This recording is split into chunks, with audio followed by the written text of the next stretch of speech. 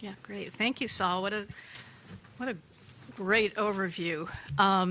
So you've just heard an outstanding data-based outline of what we know about electronic cigarettes and vaping to date.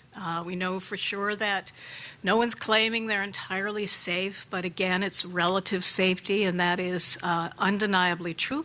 It's also true there are things we don't know, and for example, you mentioned propylene glycol. We don't know what 20 years of inhaling that will do. I mean, most of the things that are limited in terms of our knowledge are simply a product of the fact that these devices have not been around and used really for more than about 7 years. As far as the gateway effect, we can say at least to date we don't see that kind of a phenomenon. And smoking is for teens and adults at the lowest rate it's ever been in history. So these are all, would be encouraging, very encouraging bits of data. We've been collecting them for at least 5 years, and of course we'll continue. It's also clear that for a harm reduction product, and that's a key issue here, these devices are harm reduction products. Think of them that way, much more than as well, they can't even be considered a medical product. The FDA would not allow them to be considered that. They're tobacco products. But to think of them as something that we necessarily have to subject to clinical trials is it's not clear. Those are data that would be excellent to have, but since people choose whether they'd like to use e-cigarettes, they've often failed more conventional quit attempts, and in this way it's almost more of a consumer product. The kind of data we have so far, I think, would reasonably suggest that people should have greater access, as much access to these as possible with, as you mentioned, safety regulations. Everyone I know is interested in the safety regulations so that there aren't contaminants, that batteries don't heat up too much, these kinds of things. And that goes without question. But still, there remain so much alarm over speculative dangers and misleading spin and outright misrepresentation of the evidence by otherwise respected entities such as the CDC, you'd mentioned that, the American Lung Association, the Department of Health of the state of California, to take another example, and even the deeming regs themselves, which Julian will describe in much more detail, reflect an overcautious approach, in my view, for, again, a harm reduction product. So why is this? And that's what I want to talk about today. Why is the picture of e-cigarettes in the sort of the social and policy realm so misaligned with the evidence that we have so far? And in a sense, well, they could be called vaping wars. You've heard that, I'm sure. And if it sounds like culture wars, is really not a coincidence in the sense that to a large extent, culture wars are not so much about facts, but about worldviews. And a component of worldview may be a tolerance for risk, tolerance for complexity, loyalty to affinity groups, and in this case, that affinity group would be the tobacco control movement. In short, there seems to be, in this policy arena, a lot more that's driven by cognitive style and ideology than by the evidence. And really, you could put vaping in the same list as other hot-button social topics, such as, frankly, gun ownership, significance of global warming, GMOs, this kind of thing, affirmative action. I'm speaking now kind of teeing off of a great body of research done by people like Jonathan Haidt and Daniel Kahan at Yale University, and they have done much quantitative work on what Kahan calls cultural cognition, and as you know, Jonathan Haidt would call moral intuitions. So there is a big literature on this kind of analysis. It has not been done, for example, on electronic cigarettes, but a lot on global warming and climate science and other of these issues. But I think one can make a pretty good analogy to the e-cigarette situation. I also think that without an appreciation of the moral psychology of the vaping wars, it's very easy to get confused about why there is such controversy. So my first tip-off that this arena where the controversy went well beyond the data is the inconsistency in the public health community's attitude towards harm reduction. You'd mentioned before the classic is needle exchange and methadone. I happen to also work with heroin addicts part-time, and right now, in the midst of this heroin epidemic, we're even considering what I'd say more radical forms of harm reduction borrowed from Europe with actual heroin distribution. I mean, this is just being contemplated, but I know Ithaca and a few other cities were actually thinking about that. And these are classic responses to, again, classic harm reduction responses, and agencies like the CDC, granted, I don't know if they've approved of heroin distribution, but they're certainly in favor, rightly so, of needle exchange and methadone and condoms and all this. So this kind of harm reduction for heroin addicts is warmly embraced by the public health community. I'm not saying it's not controversial. There are politicians and citizens who are not in favor of some of these approaches, but within the public health community, it's really not debated. So why is that? Why is harm reduction an acceptable approach to heroin, but not an acceptable approach to nicotine? I should say the public health community is not monolithic in its suspicion about electronic cigarettes, but it is there's far too much of it, to be sure. So, and you can even see the suspicion, for example, reflected in Secretary Burwell's comments when she introduced the deregulations on May 5th, which here's what she said: as cigarette smoking among those under 18 has fallen, and the use of other nicotine products, including e-cigarettes, is taking a drastic leap. All of this is creating a new generation of Americans who are at risk for addiction. It's almost a non sequitur. I don't know quite what that means. Now, I have one slide I wanted to show you. This was from a CDC. This is from a CDC ad, and it really was quite alarmist.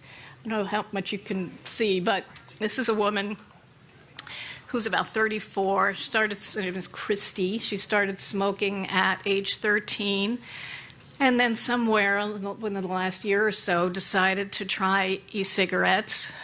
I think she may have tried what's called a cig-alike. Those are the ones that look like cigarettes, and they work for some people, but they're often considered rather weak by committed smokers, and people often prefer those second and third generation devices, but that's irrelevant. The point is she tried an e-cigarette, and it didn't work for her, but that's a fairly common scenario.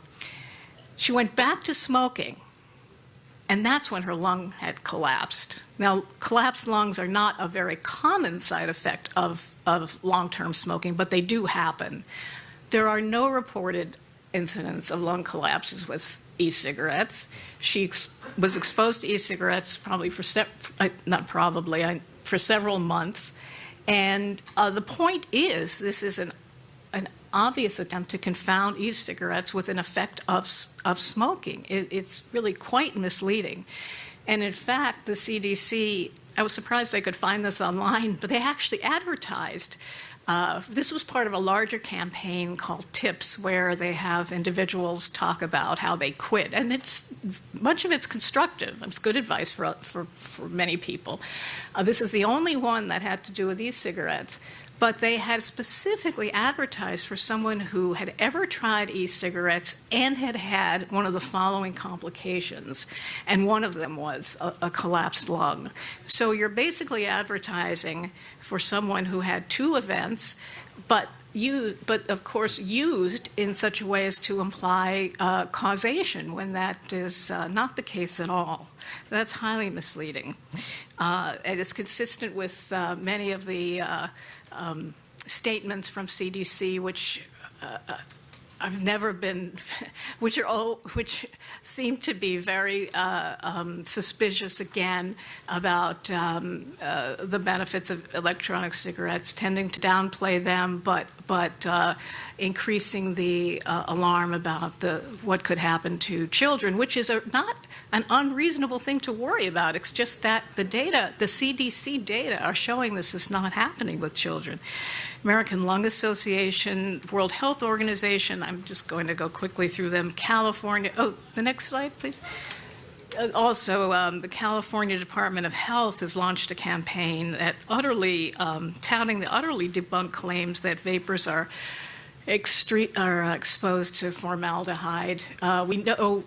We know that high doses of formaldehyde are not in e-cigarettes as used properly. There are tiny trace amounts. There are much but greater amounts in cigarettes. And the amount of formaldehyde, to the extent that there is a trace, is not biologically significant. Same with Chicago. Mayor Rahm Emanuel launched an initiative equating e-cigarettes to, quote, liquid poison, and Alaska, e-cigarettes are not harmless, they're not healthy. So if people think smoking is as bad as, or vaping is as bad as smoking, the obvious consequences are, of course, that people who are contemplating switching and those who have already switched to e-cigarettes, this has happened a fair amount, will go back to smoking. That is a big problem, as is effect on public opinion. As you alluded to, a recent Reuters poll showed that this year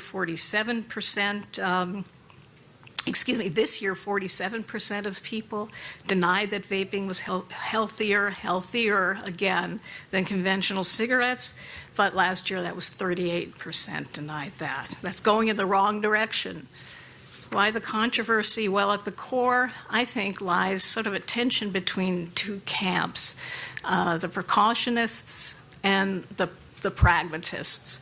The precautionists emphasize that the health risks of products haven't been fully established, and there's truth to that. But again, it's a matter of emphasizing that at the expense of what we do know, the relative safety. As you mentioned, so they worry that cigarettes will renormalize smoking and undo the gains of 5 years of anti-smoking advocacy. Something reasonable to worry about at the beginning, but it has not happened. The gateway, as we said, and the precautionists, which frankly one could also substitute the words prohibitionists or paternalists, seem preoccupied with a yet-to-be demonstrated impact on children while downplaying and paying little attention to the established benefits to smokers. Precautionists tend to be preoccupied with, what I might call a contamination effect. And what I mean by that is the proximity to big tobacco. Proximity but in terms of nicotine. Well, nicotine is in e-cigarettes. Nicotine comes from tobacco. Tobacco companies are involved with tobacco. So there's a connection there. But that connection is taken to, it is almost like guilt. Well, it is, in effect, to them, guilt often by association. Also, the fact that two major tobacco companies, Altria and Reynolds, do make e-cigarette products. So again, that's kind of this intolerable, in their view, this intolerable taint of association with tobacco. This is the enemy these folks, have been fighting valiantly and with some reason for such a long time.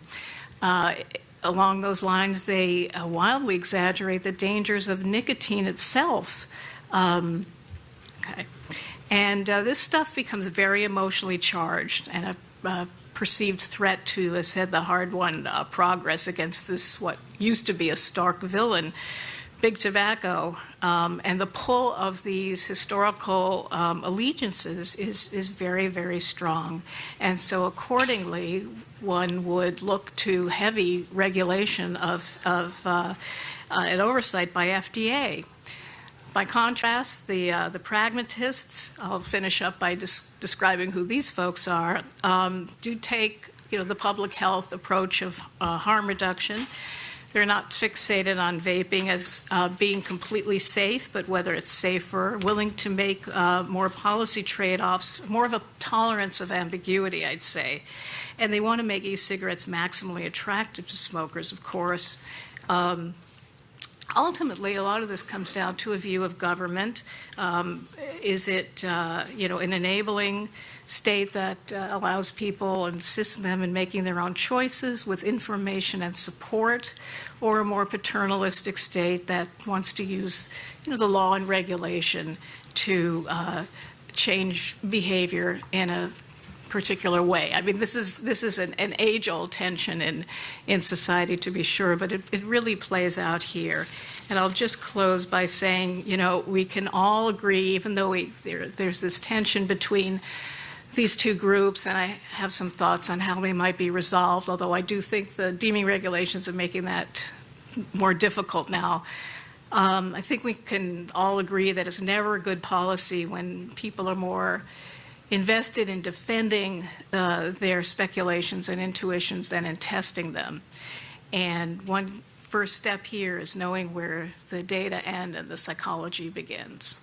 Thanks.